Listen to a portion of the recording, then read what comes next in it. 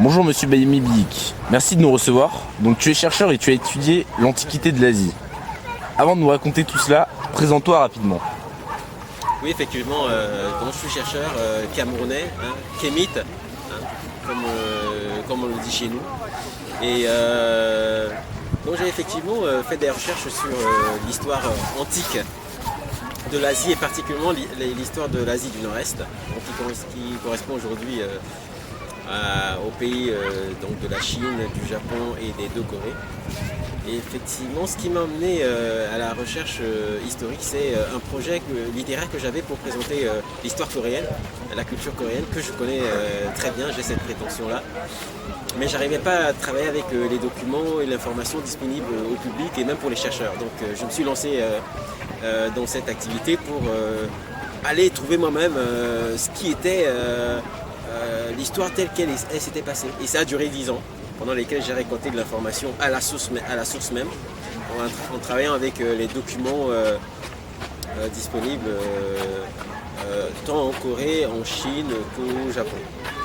Et après 10-12 ans, j'avais une vision globale et très claire de l'histoire de l'Asie. Donc si je peux donner une image et transformer donc ces données un peu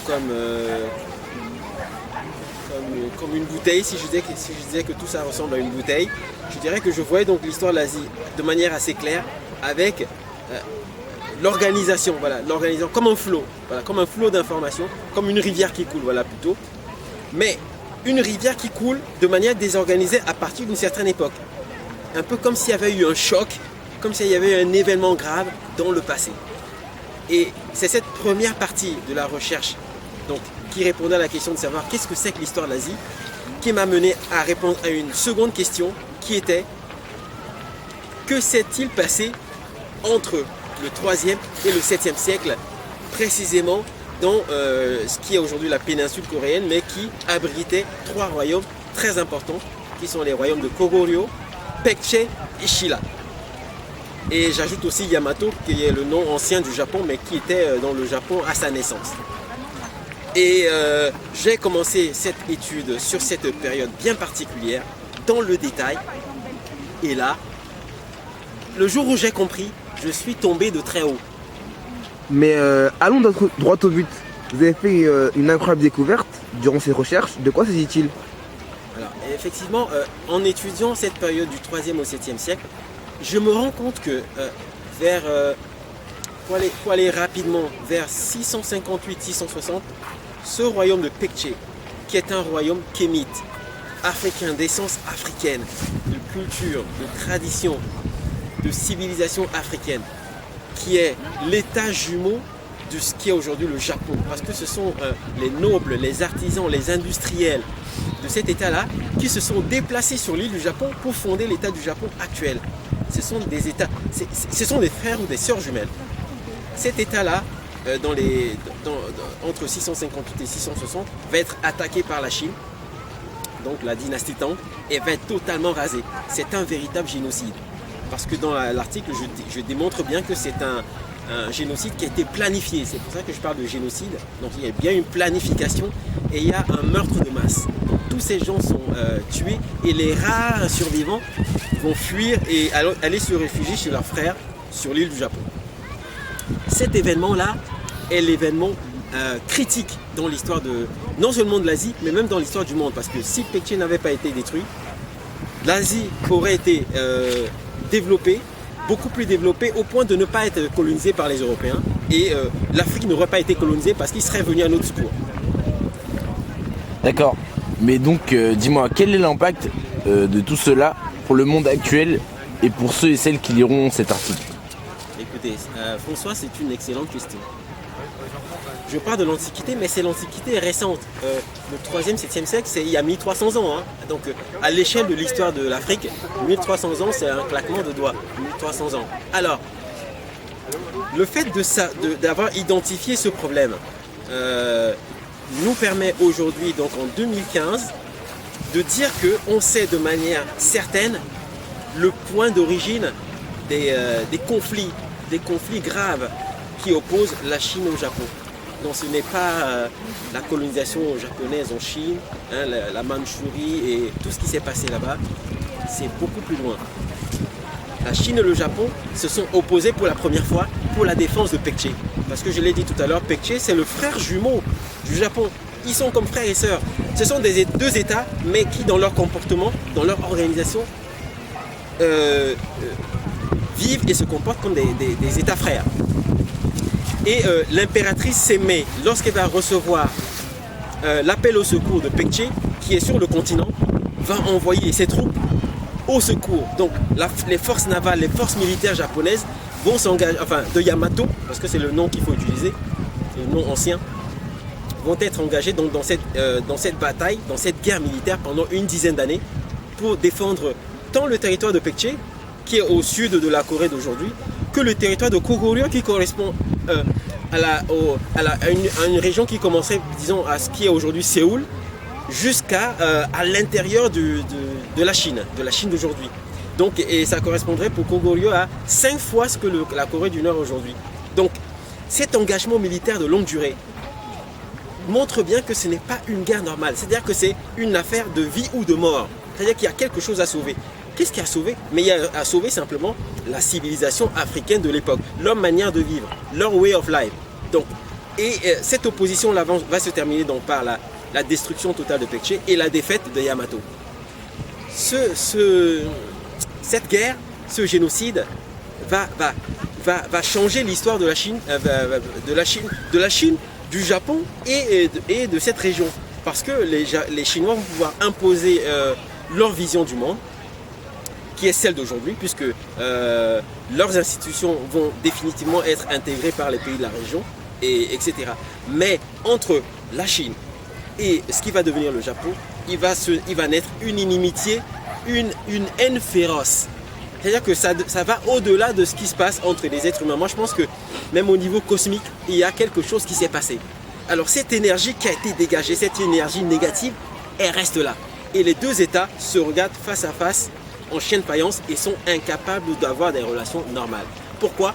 À cause de cet élément original. Donc, on peut dire que nous avons identifié de manière certaine la nature, l'origine des problèmes entre le Japon et la Chine. Ça permet donc aux contemporains, aux Chinois et aux Japonais, de pouvoir regarder leurs relations d'une autre manière, d'aborder, s'ils en ont l'intention, en tout cas pas son règlement, mais en tout cas son analyse d'une autre manière.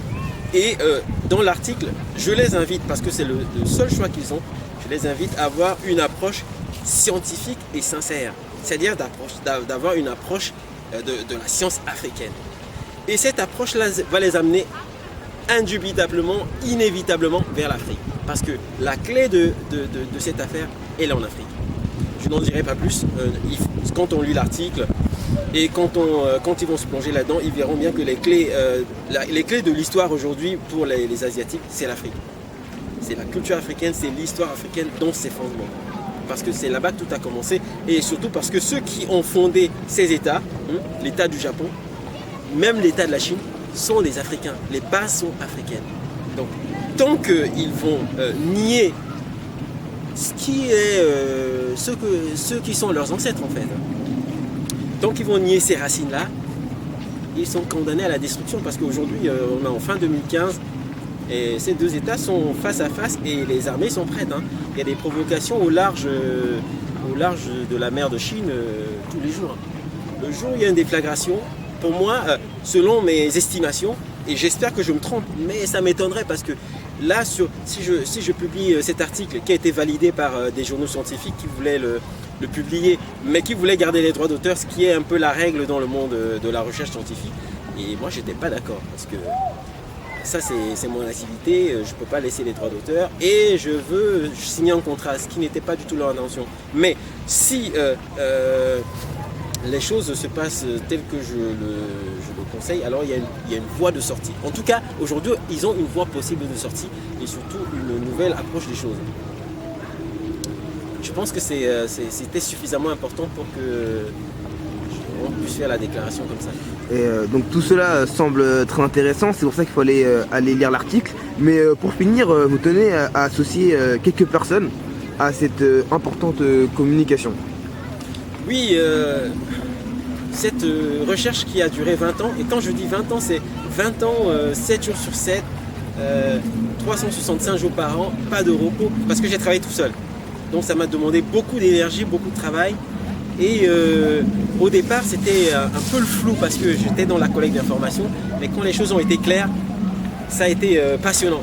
Alors, les personnes auxquelles je vais associer ma recherche, c'est d'abord ma famille, parce que c'est quand je me suis retrouvé à l'étranger que j'ai compris ce que j'avais dans les mains en termes d'humanité classique africaine. Je connais bien la culture africaine et ce que je ne sais pas, je peux aller le chercher.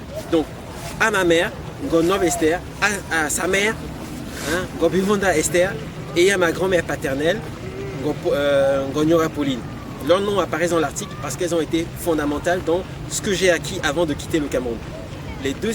Ensuite, je voudrais remercier l'école japonaise de sciences humaines, qui fait un travail exceptionnel d'une haute qualité. C'est vraiment, pour moi, sans eux, on ne connaîtrait quasiment rien de valable sur l'Asie. Donc, je veux remercier cette école parce qu'ils m'ont fait gagner une trentaine d'années dans mes recherches. Sans eux, je ne serais pas devant vous aujourd'hui avec les résultats que j'ai. Ensuite, il y a l'école africaine, Cheikh Anta Diop, dont j'avais entendu parler au Cameroun, mais il y a longtemps, j'étais très petit, et dont j'ai lu les travaux, dont je ne me sers pas pour la démonstration, mais qui sont les précurseurs, qui sont les brises-glaces dont nous ne faisons que suivre le sillage. Et ensuite, il y a donc deux chercheurs dont j'utilise la recherche et que je voulais mentionner, des chercheurs africains. Donc il y a un qui s'appelle Bokdi Bombari, donc en linguistique, et puis Jean-Claude Mboli. Jean-Claude Mboli, qui est un ingénieur centrafricain, qui a produit en 2011 l'origine des langues africaines, qui est, à mon sens, c'est vraiment la référence en termes de linguistique africaine aujourd'hui. Et puis, je pense que je n'oublie personne. Mes amis, des amis proches qui m'ont encouragé et soutenu autant qu'ils pouvaient pendant toutes ces années-là. Et je pense qui se trouvent au Japon, il y en a en Afrique, au Cameroun. Et j'ai 2-3 amis en Corée, et en Corée je pense à quelqu'un très particulièrement, François la connaît, et qui a toujours été là, qui s'est donné à corps et âme pour me faire avancer dans ce travail qui a duré, auquel personne ne croyait et qui correspondait à rien, mais qui a finalement donné les résultats qu'on va découvrir très bientôt. Et ma foi, je ne cite pas tous les noms, mais je n'oublie personne. Donc c'est moi qui suis au charbon tout seul, mais derrière moi, à côté de moi, au-dessous de moi, parce qu'ils me portent sur leurs épaules, j'ai tous les ancêtres, tous nos ancêtres, et tous les gens qui sont là et qui me disent attention c'est à gauche, attention c'est à droite, non là tu te trompes, voilà. Et donc c'est pas un travail solitaire, mais j'utilise des outils qui sont préparés depuis longtemps par toutes ces personnes-là. D'accord. Donc il faut dire que cet article fait quand même 55 pages, ce qui est exceptionnellement long dans cet exercice académique. Comme il est très passionnant et très accessible et se lit comme une enquête policière, on en redemanderait. Peux-tu nous dire à quel prix et où peut-on le trouver? Effectivement, donc comme je l'ai dit tout à l'heure, j'ai renoncé à le faire publier par les journaux scientifiques.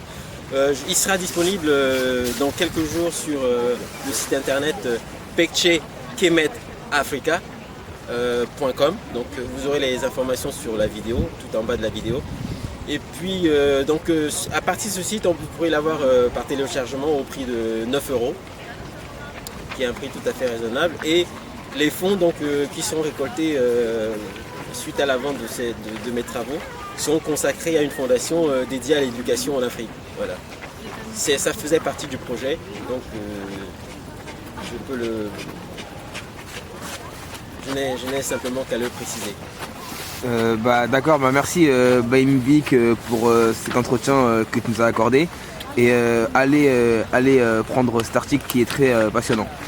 Mais écoutez, c'était un honneur pour moi de parler avec de jeunes gens passionnés comme vous. Et ma foi,